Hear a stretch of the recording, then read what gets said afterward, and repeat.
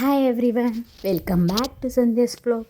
ನಾನು ಇವತ್ತಿನ ವಿಡಿಯೋದಲ್ಲಿ ಮಕ್ಕಳಿಗೆ ಫೇವ್ರೆಟ್ ಆಗಿರುವಂತಹ ಹುಕ್ಕಾ ನೂಡಲ್ಸ್ ಯಾವ ರೀತಿ ಮಾಡೋದು ಅಂತ ಹೇಳ್ಕೊಡ್ತಾ ಇದ್ದೀನಿ. ಇದು ತುಂಬ ಮಕ್ಕಳಿಗೆಲ್ಲ ಇಷ್ಟನೇ, ಆಲ್ಮೋಸ್ಟ್ ನನಗೂ ಇಷ್ಟನೇ. ಬಟ್ ಒಂದು ಸೈಡಲ್ಲಿ ಚೆನ್ನಾಗಿರುತ್ತೆ, ಅಂದರೆ ಸ್ಟ್ರೀಟ್ ಸೈಡಲ್ಲೆಲ್ಲ ಸಿಕ್ಕುತ್ತಲ್ವ, ಅದು ತುಂಬಾ ಚೆನ್ನಾಗಿರುತ್ತೆ. ಬಟ್ ಹೆಲ್ದಿಯಾಗಿ ನಾವು ಮನೇಲಿ ಯಾವ ರೀತಿ ಮಾಡ್ಕೋಬೋದು ಅಂತ ನಾನು ಇವತ್ತು ನೋಡಿಸ್ತಾ ಇದ್ದೀನಿ. ಮೊದಲಿಗೆ ನಾನು 1 ಲೀಟರ್ ಆಗೋಷ್ಟು ವಾಟರ್ನ ಕಾಯ್ಸೋಕೆ ಇಕ್ಕೊತಾ ಇದ್ದೀನಿ. ಅದು ಕುದಿ ಬರಬೇಕು, ಅಲ್ಲಿವರೆಗೂ ಅದನ್ನು ಬಿಟ್ಟು. ಈ ಒಂದು ಪ್ಯಾಕೆಟು ನಮಗೆ ಮಾರ್ಕೆಟಲ್ಲೆಲ್ಲ ಸಿಗುತ್ತೆ, ಮತ್ತು ಡಿಮಾರ್ಟಲ್ಲಿ ಕೂಡ ಸಿಗುತ್ತೆ. ಇದು ನೀವು ಚೆಕ್ ಮಾಡ್ಬೋದು. ಇದನ್ನು ಈಗ ಓಪನ್ ಮಾಡಿ ನೀರು ಕೂಡ ಅಷ್ಟರಲ್ಲಿ ಚೆನ್ನಾಗಿ ಕುದೀತಾ ಇರುತ್ತೆ. ಕುದೀತಾ ಇರೋ ನೀರಿಗೆ 2 ಸ್ಪೂನಷ್ಟು ನಾನು ಆಯಿಲ್ ಹಾಕ್ಕೊತಾ ಇದ್ದೀನಿ. ಆಯಿಲ್ ಏನಕ್ಕೆ ಹಾಕ್ಕೊತಾ ಇದ್ದೀನಿ ಅಂತಂದರೆ, ಅದು ಫುಲ್ಲು ಅಂಟ್ಕೋಬಾರ್ದು, ಒಂದಕ್ಕೊಂದು ಬಿಡಿ ಬಿಡಿಯಾಗಿರಬೇಕು ನೂಡಲ್ಸ್ ಅಂತ ನಾನು ಆಯಿಲ್ ಹಾಕ್ಕೊತಾ ಇದ್ದೀನಿ.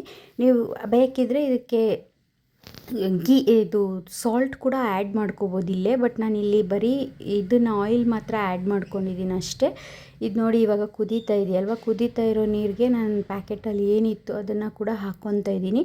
ಇದು ಒಂದು 5 to 10 ಮಿನಿಟ್ಸ್, ಜಾಸ್ತಿ ಹೊತ್ತು ಬಿಡಬೇಡಿ. ಇದು ಸೇಮ್ ಶಾವಿಗೆ ಮಾಡ್ತೀವಲ್ಲ ಆ ಥರನೇ, ಅಂದರೆ ಆ ಥರ ಪ್ರೊಸೀಜರ್. ಅಂದರೆ ಸ್ವಲ್ಪ ಮುಟ್ಟಿದ್ರೆ ಇದು ಪೀಸ್ ಆಗಬೇಕು, ಅಷ್ಟು ಮಾಡೋ ಅಷ್ಟೊತ್ತಿಗೆ ಇದನ್ನು ನಾವು ತೆಗೆದು ಬಿಡಬೇಕು.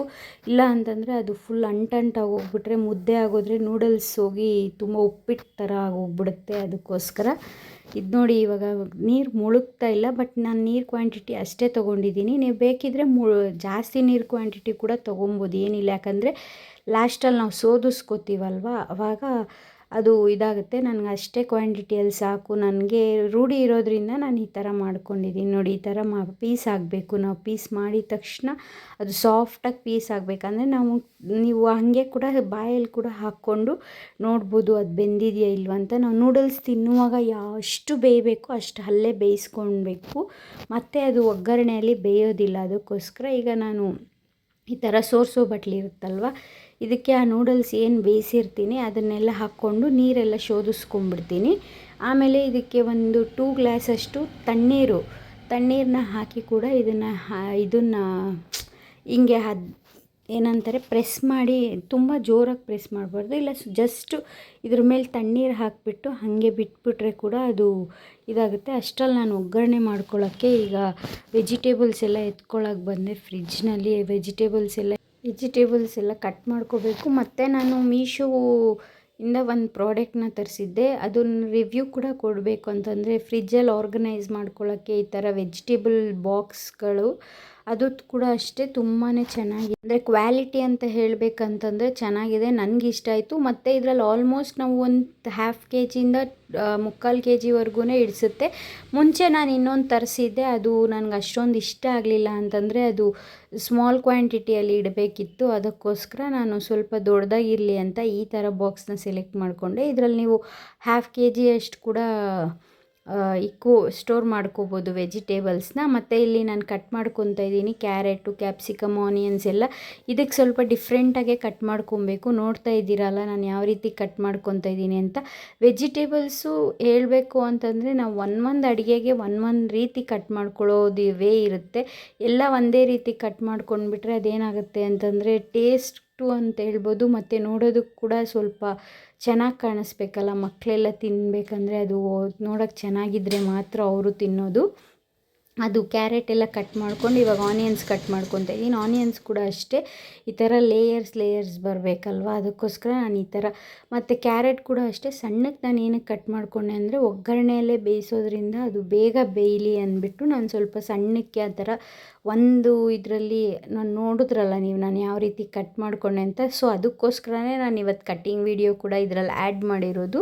ಇಲ್ಲಾಂದರೆ ಆಲ್ಮೋಸ್ಟ್ ನಾನು ಕಟ್ ಮಾಡಿದ್ಮೇಲೆ ಎಲ್ಲ ಡೈರೆಕ್ಟಾಗಿ ಯಾವ ರೀತಿ ಹಾಕಬೇಕು ಅನ್ನೋದು ಮಾತ್ರ ತೋರಿಸ್ಕೊಡ್ತಾ ಇದ್ದೆ. ನೂಡಲ್ಸ್ಗೆ ಯಾವ ರೀತಿ ಕಟ್ ಮಾಡ್ಕೋಬೇಕು ವೆಜಿಟೇಬಲ್ಸ್ ಅಂತ ನಾನು ಇವತ್ತು ಕಟ್ ಮಾಡೋ ವೇ ಕೂಡ ತೋರಿಸ್ದೆ. ಆನಿಯನ್ಸ್ ಕೂಡ ಅಷ್ಟೇ ಈ ರೀತಿ ಉದ್ದಕ್ಕೆ ಬಂದಿರಬೇಕು, ಅಂದರೆ ಲೇಯರ್ಸ್ ಗೊತ್ತಾಗ್ತಿದ್ರೆ ಚೆನ್ನಾಗಿರುತ್ತೆ ಅಂತ ನಾನು ಹಾಗೆ ಆಗದೆ ಏನಪ್ಪ ಅಂತಂದರೆ ರೆಸ್ಟೋರೆಂಟ್ ಸೈಡಲ್ಲಿ ಸಿಗೋ ನೂಡಲ್ಸ್ಗಿಂತ ಸ್ಟ್ರೀಟ್ ಸೈಡ್ ನೂಡಲ್ಸೇ ತುಂಬ ಟೇಸ್ಟಾಗಿ ಚೆನ್ನಾಗಿರೋದು. ಯಾರ್ಯಾರಿಗೆಲ್ಲ ಈ ಥರ ಇಷ್ಟ ಆಗುತ್ತೆ ಕಮೆಂಟ್ ಬಾಕ್ಸಲ್ಲಿ ಕಮೆಂಟ್ ಮಾಡಿ. ನೀವೇನೇ ಹೇಳಿ, ಮಸಾಲೆ ಪೂರಿ ಆಗಿರ್ಬೋದು, ಗೋಬಿ ಮಂಚೂರಿ ಆಗಿರ್ಬೋದು, ಇದೆಲ್ಲ ಸ್ಟ್ರೀಟ್ ಸೈಡೇ ತುಂಬಾ ಟೇಸ್ಟ್ ಕೊಡೋದು. ರೆಸ್ಟೋರೆಂಟ್ ಸೈಡಲ್ಲಿ ಅಷ್ಟೊಂದು ಈ ಲೋಕಲ್ ಫುಡ್ ಏನಂತೀವಿ ನಾವು, ಮಸಾಲ ಪೂರಿ, ಪಾನಿಪೂರಿ, ಗೋಬಿ, ಫ್ರೈಡ್ ರೈಸ್ ಇದೆಲ್ಲ ಅಷ್ಟು ಚೆನ್ನಾಗಿರಲ್ಲ. ನನ್ನ ಒಂದು ಅನಿಸಿಕೆ ಪ್ರಕಾರ ಇದು ಎಲ್ಲರಿಗೂ ಹೀಗೆ ಅನಿಸುತ್ತೆ. ಕಮೆಂಟ್ ಬಾಕ್ಸಲ್ಲಿ ಕಮೆಂಟ್ ಮಾಡಿ ಯಾರ್ಯಾರಿಗೆಲ್ಲ ಈ ಥರ ಇಷ್ಟ ಆಗುತ್ತೆ ಅಂತ. ಮತ್ತು ಖಾರಕ್ಕೆ ಅಂತ ನಾನು ಚಿಲ್ಲಿ ಸಾಸ್ ಹಾಕ್ಕೊತೀನಿ, ಬಟ್ ಇದು ಸ್ವಲ್ಪ ಒಂದು 4 ಹಸಿಮೆಣ್ಸಿನ್ಕಾಯಿ ಹಾಕ್ಕೊಂಡ್ರೆ ಚೆನ್ನಾಗಿರುತ್ತೆ ಅಂತ ನಾನು ಈ ಥರ ಹಸಿಮೆಣ್ಸಿನ್ಕಾಯಿನ ಉದ್ದುದ್ದ ಕಟ್ ಮಾಡ್ಕೊಂಡಿದ್ದೀನಿ. ನೀವು ರೌಂಡಾಗಿ ಬೇಕಿದ್ರೂ ಕಟ್ ಮಾಡ್ಕೋಬೋದು, ಬಟ್ ನಾನು ಈ ಥರ ಯಾಕೆ ಕಟ್ ಮಾಡ್ಕೊಂಡೆ ಅಂತಂದರೆ ಮಕ್ಕಳು ತಿನ್ನೋವಾಗ ಗೊತ್ತಾಗಲಿ ಅದು ಹಸಿಮೆಣ್ಸಿನ್ಕಾಯಿ ಅಂತ ನಾನು ಆ ಥರ ಹಾಕಿದೆ. ಮತ್ತು ಇದಕ್ಕೆ ಕ್ಯಾಬೇಜ್, ಇದಕ್ಕೆ ಬೀನ್ಸ್ ಆಗಿರ್ಬೋದು, ಪೀಸ್ ಆಗಿರ್ಬೋದು, ಇದೆಲ್ಲ ಯೂಸ್ ಮಾಡಲ್ಲ. ಜಸ್ಟ್ ಒಂದು 3 ವೆಜಿಟೇಬಲ್ಸ್ ಅಷ್ಟೇ ಯೂಸ್ ಮಾಡ್ತೀರಿ. ಈಗ ಕ್ಯಾಬೇಜ್ನ ಕೂಡ ಅಷ್ಟೇ, ಇದು ತುಂಬ ಬೇಗನೆ ನೂಡಲ್ಸ್ ಮಾಡ್ಕೊಂಬಿಡ್ಬೋದು. ವೆಜಿಟೇಬಲ್ಸ್ ಎಲ್ಲ ಒಂದು 10 ಮಿನಿಟ್ಸಲ್ಲಿ ಕಟ್ ಮಾಡ್ಕೊಬೋದು.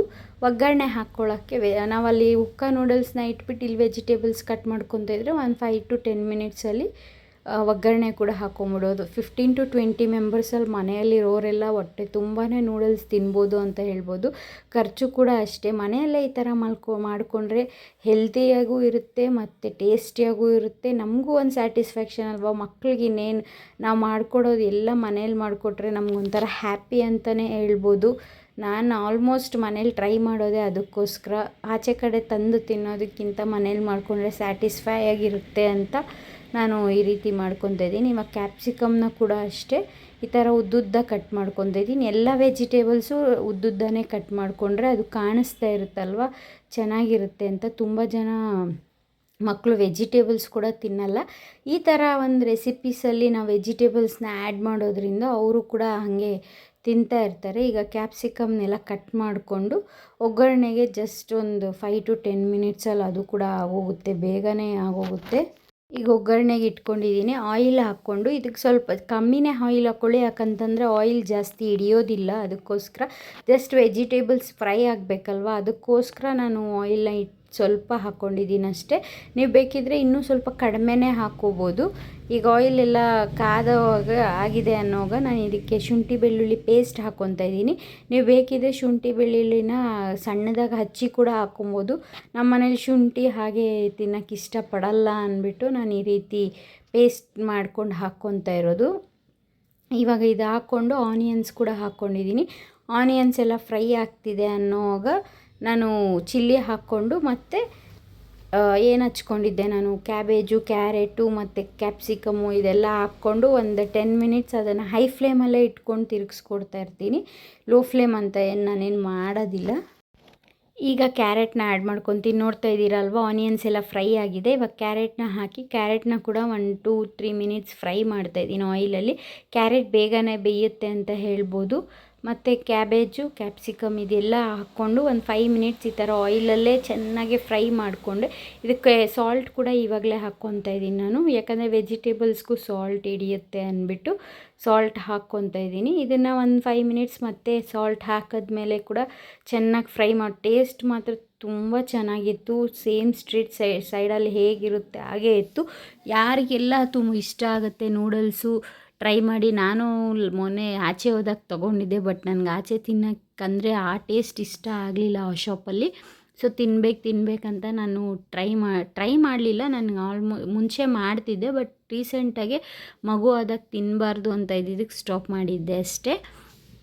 ಈಗ ಎಲ್ಲ ವೆಜಿಟೇಬಲ್ಸ್ ಕೂಡ ಫ್ರೈ ಆಗಿದೆ ಅಲ್ವಾ. ಇವಾಗ ನೂಡಲ್ಸ್ ನಾವು ಆಗಲೇ ಏನು ಬೇಯಿಸ್ಕೊಂಡಿದ್ರೆ ಅದು ಕೂಡ ಕೂಲಾಗಿತ್ತು ತಣ್ಣಕ್ಕೆ, ಅದನ್ನು ಇದಕ್ಕೆ ಆ್ಯಡ್ ಮಾಡ್ಕೊತಾ ಇದ್ದೀನಿ. ಆ್ಯಡ್ ಮಾಡಿಕೊಂಡು ನಾವು ಯಾವ್ಯಾವ ಸಾಸ್ ಹಾಕ್ಕೊತೀವಲ್ಲ ಎಲ್ಲ ಇದನ್ನು ಆ್ಯಡ್ ಮಾಡಿಬಿಟ್ಟೆ ಹಾಕ್ಕೊಬೇಕು.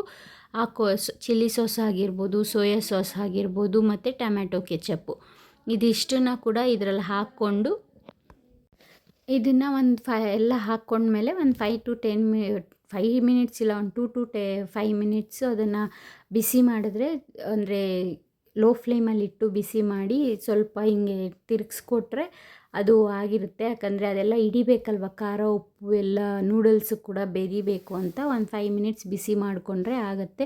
ನನ್ನ ಮಗಗೂ ಕೂಡ ನಾನು 2 ಸ್ಪೂನ್ಸ್ ಇಲ್ಲ 1 ಸ್ಪೂನಷ್ಟು ಕೊಟ್ಟೆ. ಆಲ್ಮೋಸ್ಟ್ ನಾನು ಇವಾಗ ಅವ್ನಿಗೆ 1.5 ಇಯರ್ ಆಗ್ತಾ ಇರೋದ್ರಿಂದ ನಮ್ಮ ಒಂದು ಫುಡ್ ಏನಿದೆ ಅದನ್ನೇ ನಾನು ಅವ್ನಿಗೆ ರೂಢಿ ಮಾಡ್ತಾಯಿದ್ದೀನಿ ಕೊಡೋದಕ್ಕೆ.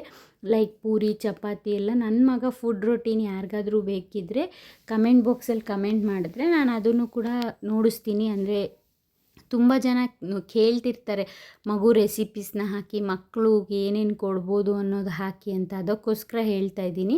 ಮತ್ತು ಇನ್ನು ಸ್ವಲ್ಪ ಜನ ಅಂದ್ಕೊತಾರೆ ಇವ್ರಿಗೆ ಮಾತ್ರ ಅಡುಗೆ ಗೊತ್ತಿರೋಂಗೆ ಹಾಕ್ತಾ ಇರ್ತಾರೆ ಅಂತ.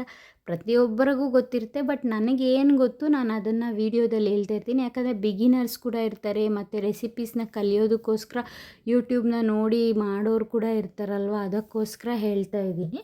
ನಿಮಗೆ ಉಪ್ಪು ಖಾರ ಇದರಲ್ಲಿ ಕಡಿಮೆ ಇದೆ ಅಂತಂದರೆ ಇಲ್ಲಿ ಹಾಕ್ಕೊಂಡು ಮತ್ತೆ ಬಿಸಿ ಮಾಡ್ಕೋಬೋದು ನೀವು. ಹೀಗೆ ನನ್ನ ಚಾನಲ್ನ ಲೈಕ್ ಮಾಡಿ, ಶೇರ್ ಮಾಡಿ, ಕಮೆಂಟ್ ಮಾಡಿ. ನನ್ನ ಮಕ್ಕಳಿಗೆ ಯಾವ್ದ್ಯಾವ್ದು ಇಷ್ಟ ಆಗುತ್ತೆ ಅದು ಕೂಡ ತುಂಬ ರೆಸಿಪೀಸ್ ಹಾಕ್ತಾನೇ ಇರ್ತೀನಿ. ನನ್ನ ಹಸ್ಬೆಂಡ್ ಅಲ್ಲಿ ಟೇಸ್ಟ್ ಮಾಡಿ ಸ್ವಲ್ಪ ಖಾರ ಕಡಿಮೆ ಇದೆ ಅಂತ ಹೇಳಿದ್ರು, ಅದಕ್ಕೋಸ್ಕರ ನಾನು ಅಲ್ಲಿ ಮತ್ತೆ ಆ್ಯಡ್ ಮಾಡಿದೆ ಚಿಲ್ಲಿ ಸಾಸು. ನಾನು ಏನಿರುತ್ತೆ ಅದನ್ನು ಡೈರೆಕ್ಟಾಗೇ, ಅಂದರೆ ವಿಡಿಯೋ ಎಡಿಟಿಂಗಲ್ಲಿ ಈ ಥರ ಎಡಿಟ್ ಮಾಡೋದಾಗಲಿ ಎಲ್ಲ ಹೇಳಲ್ಲ. ಏನಿರುತ್ತೆ ಅದನ್ನು ಹಾಗೆ ಹಾಕ್ತಾ ಇರ್ತೀನಿ. ಹೀಗೆ ನನ್ನ ಚಾನಲ್ನ ಸಬ್ಸ್ಕ್ರೈಬ್ ಮಾಡ್ಕೊಳ್ಳಿ. Thank you.